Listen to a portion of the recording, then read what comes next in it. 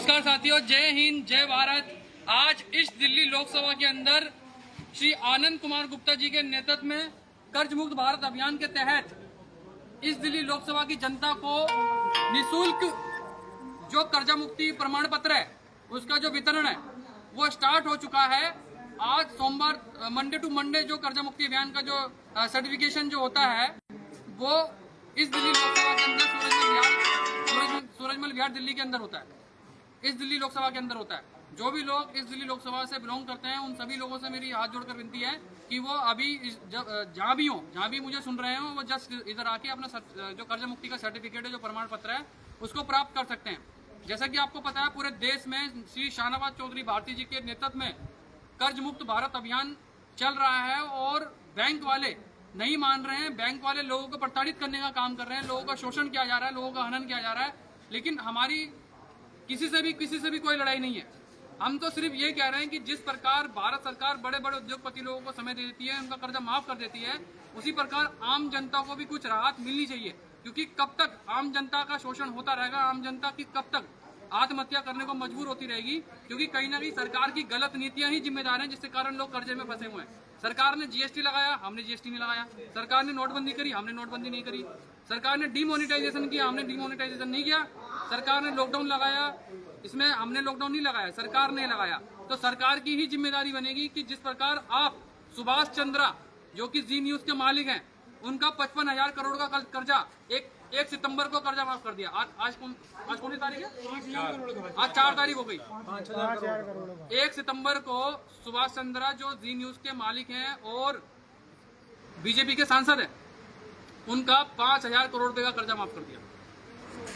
बताया जा रहा है कि उनका हेयर कट कर दिया। भाई जिस प्रकार हेयर कट उनका किया है, ऐसी हेयर कट आम जनता का भी कर दो। तो जी भाई हेयर कट ही तो करना है, हेयर कट कर दो, कर्जा माफ कर दो। उनको समय मिल रहा है, उनको सारी सुविधाएं मिल रही हैं, उनको फैसिलिटीज दी जा रही हैं।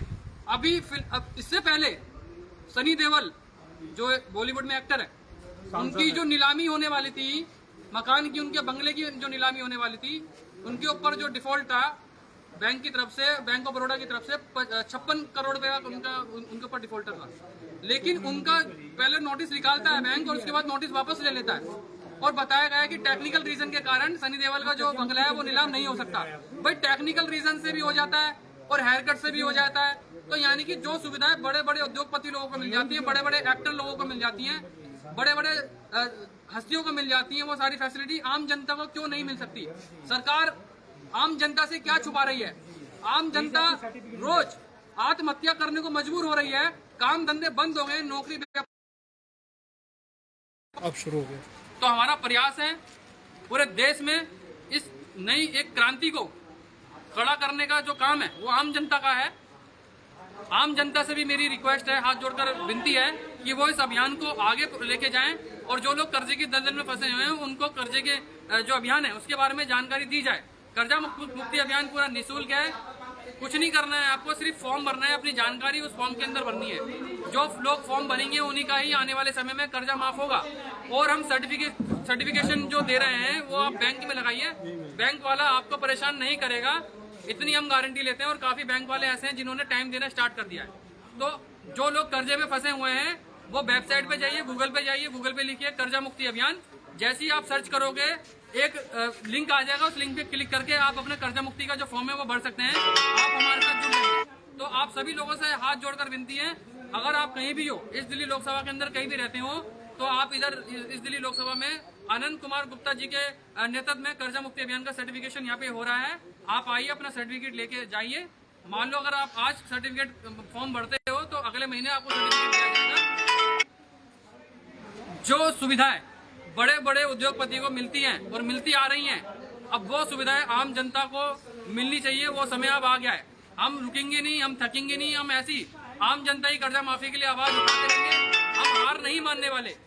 जब तक आम जनता का 1-1 रुपए का कर्जा माफ नहीं हो जाता, हम इस अभियान को जारी रखेंगे। 28 राज्यों में काम चल रहा है, 8 केंद्र शासित प्रदेशों में भी काम चल रहा है। और अभी फिलहाल हाल ही में जो खबरें आ रही है कर्जे के कारण लोग जो है अभी भी आत्महत्या करने को मजबूर हो गए हैं, तो सरकार को ये सारी बातें सुननी पड़ेगी, उनकी समस्या का हल करना पड़ेगा, समाधान करना पड़ेगा।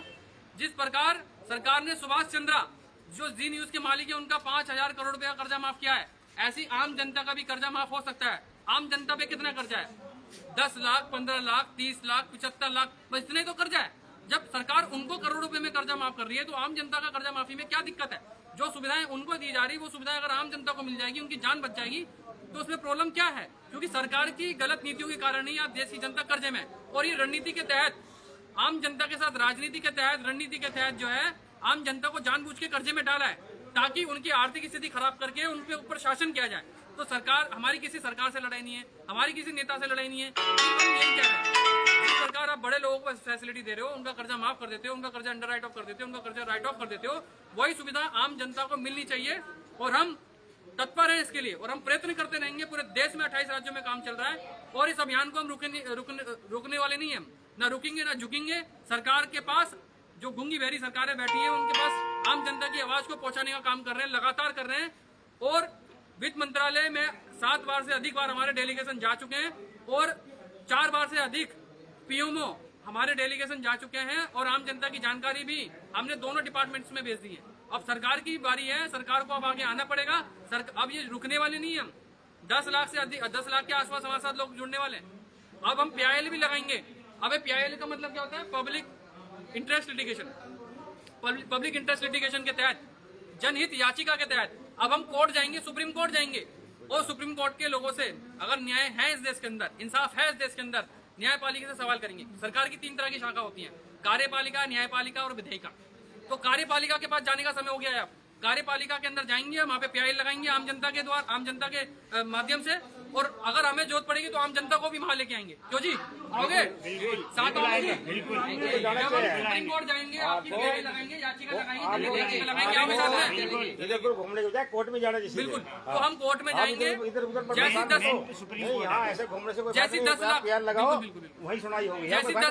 जैसी 10 लाख लोग हमारे साथ हो जाएंगे तो हम पब्लिक इंटरेस्ट लिटिगेशन के तहत सुप्रीम कोर्ट जाएंगे, वहाँ पे याचिका लगाएंगे यहाँ धक्के खाने का फायदा और उसमें हम फैसला, उसमें सरकार से भाई साहब, यहाँ धक्के खाने का कोई फायदा नहीं है। यहाँ पब्लिक को भ्रमित करने का कोई फायदा नहीं है। पब्लिक जो इसका कर्जा माफ हो रहा है, गरीबों का कर्जा हर पूरी स्टेट में पहले फार्म तो गरीबों का माफ हो रहा है। फार्म भर रहे हैं। तो हम याचिका के तहत सुप्रीम कोर्ट में ये जानकारी दे रहे हैं सरकार को। तो न्यायपालिका के लोगों से, न्यायपालिका के पास जाके, सुप्रीम कोर्ट के अंदर जाके हम न्यायाधीशों से बोलेंगे कि क्या आम जनता का कर्जा माफ हो सकता है, नहीं हो सकता। न्यायाधीश ही इसका फैसला करेंगे, न्यायपालिका ही इसका फैसला निकालेंगे और सरकार के ऊपर दबाव बनाने का काम करेंगे। सरकार पे दबाव कैसे बनेगा? सरकार के दबाव पे दबाव तब बनेगा जब न्यायपालिका आगे आएगा। तो न्यायपालिका काम करेगा अपना, हमें ऐसी आशंका है और हम PIL लगाने वाले हैं जल्दी। जैसी 10 लाख संख्या हमारे साथ जुड़ जाती है और जिन लोगों ने फॉर्म नहीं भरा है वो फॉर्म भरिए और कर्जा मुक्ति अभियान से जुड़िए। एक नारा लगाएंगे, नारा लगाते हैं सब, जनता का कर्जा माफ करना पड़ेगा, जनता का कर्जा माफ करना पड़ेगा, जनता का कर्जा माफ करना पड़ेगा, आम जनता का कर्जा माफ करना पड़ेगा, आम जनता का कर्जा माफ करना पड़ेगा, जैसे सुभाष चंद्र का कर्जा माफ किया 5,000 करोड़ का, ऐसी आम जनता का कर्जा माफ करना पड़ेगा, आम जनता का कर्जा माफ करना पड़ेगा, आम जनता का कर्जा माफ करना पड़ेगा। सनी देओल का मकान नीलाम होने से बचाया है, उसका कर्जा भी माफ किया है। इसी प्रकार आम जनता का कर्जा माफ करना पड़ेगा, आम जनता का कर्जा माफ करना पड़ेगा, जनता का कर्जा माफ करना पड़ेगा। आम जनता का कर्जा माफ करना पड़ेगा, करना पड़ेगा, आम जनता का कर्जा माफ करना पड़ेगा, आम जनता का कर्जा माफ करना पड़ेगा, आम जनता का कर्जा माफ करना हमें पड़ेगा। अपने संविधान पे पूरा भरोसा है और संविधान के साथ हम चलेंगे और ये काम हम पूरा अभियान पूरा करेंगे। आम जनता का कर्जा करना पड़ेगा, करना पड़ेगा। जय भारत, जय भीम। जनता का कर्जा माफ करना पड़ेगा, जनता का कर्जा माफ करना पड़ेगा, जनता का कर्जा माफ करना पड़ेगा, जनता का कर्जा माफ करना पड़ेगा। आपकी कोई समस्या है, अगर आप बताना चाहते हो तो फेसबुक लाइव है मेरे पास, आप बता सकते हो कि क्या समस्या है। प्रदीप जी आप आ जाओ। अरे इन 2 जनों का पहले वो काम था भैया करवा दो। तो जाओ, फोन पे लाइव चल रहा है। लाइव चल रहा है सर जी, गुप्ता जी लाइव चल रहा है। अरे लाइव नहीं, बताओ समस्या कहाँ रहता हो भाई साहब? हाँ, खजूरी। बताओ समस्या बताओ। ये मेरी समस्या ये है, मैंने सोसाइटी से लोन लिया था 1 लाख रुपया। सेकंड लॉकडाउन के टाइम जो है मुझे दिक्कत आई थी, उससे पहले टाइम टू टाइम मैं किस्त पूरी कर रहा था। लेकिन सेकंड लॉकडाउन जो 2 महीने का लगा था, उसमें सोसाइटी वालों ने 2 महीने से पहले मुझे नोटिस भेज दिया कि 3 महीने की किस्त जो है एक साथ जमा करो। मैं उनके पास गया, और उन्होंने मेरी बात सुनी भी, मुझे टाइम भी दिया, लेकिन उसका कोई प्रोसीजर निकला नहीं।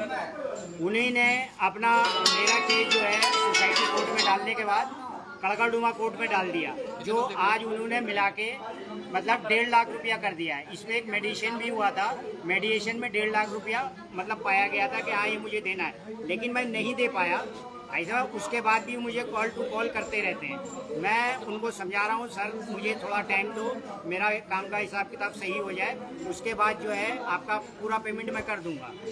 सुनते हैं लेकिन अमल नहीं करते।